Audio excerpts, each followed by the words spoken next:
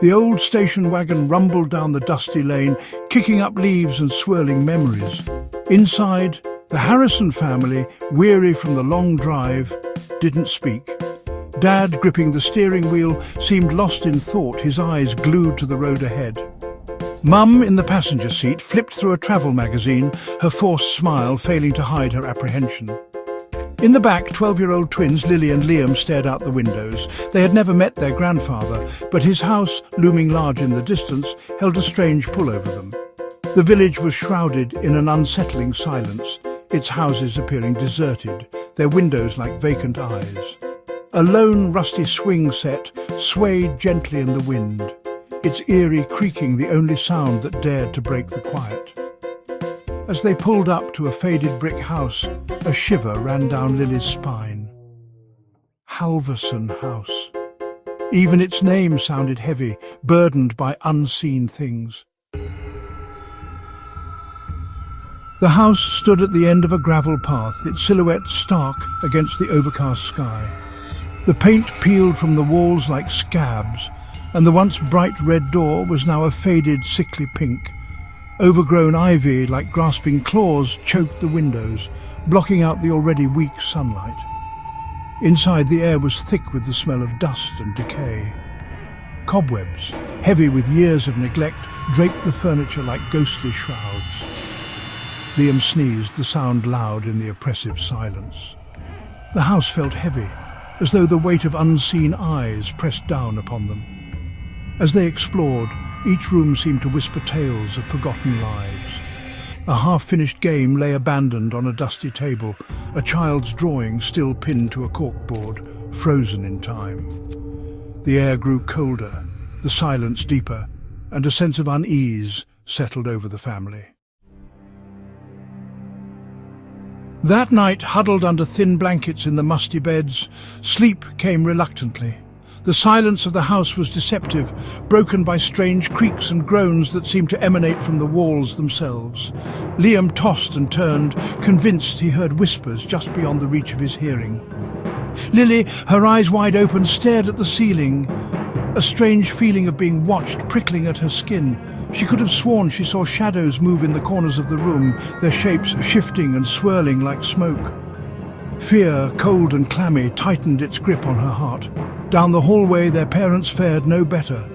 Dad, plagued by nightmares, woke with a gasp, the name Edward escaping his lips like a tormented sigh. Mum, her face pale in the moonlight filtering through the dusty curtains, held him close, her fear mirroring his own. Something was wrong in Haverlson House.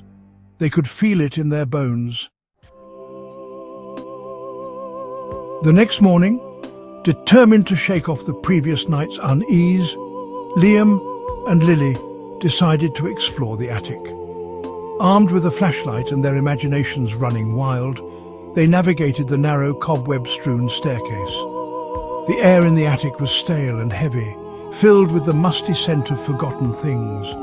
Boxes overflowed with yellowed photographs and old toys, each one a relic of a life lived and lost. As Lily brushed the dust from a faded leather-bound photo album, a picture slipped out, fluttering to the dusty floorboards. It depicted a young boy, no older than Liam, with piercing blue eyes. But what sent a chill down Lily's spine was the fact that the boy's eyes were scratched out, leaving two gaping empty holes. Liam, drawn by Lily's sharp intake of breath, rushed over. He too felt a shiver run down his spine as he stared at the defaced photograph. As they examined the album, they found it filled with similar pictures, each one capturing a moment in the life of the young boy, playing in the garden, reading a book, blowing out candles on a birthday cake. But in every single picture, his eyes were scratched out, as if someone had deliberately tried to erase his gaze. As they were packing the photo album away, Liam stumbled upon something hidden behind a pile of dusty trunks, a small, almost invisible latch in the floorboards. With bated breath, they knelt down and pulled it open, revealing a dark, gaping hole. A trapdoor. The air grew colder, and a low, guttural growl seemed to emanate from the depths of the house. Hesitantly, Liam and Lily peered into the darkness, their flashlight beam unable to pierce the thick shadows. With a mix of fear and curiosity, they carefully climbed down a rickety wooden ladder, their hearts pounding in their chests. The trapdoor led to a small, dirt-floored cellar, lit by a single flickering oil lamp. In the center of the room sat a wooden table, and on it lay a leather-bound diary, its pages yellowed with age. The diary belonged to their great-grandfather, Edward Haverlson.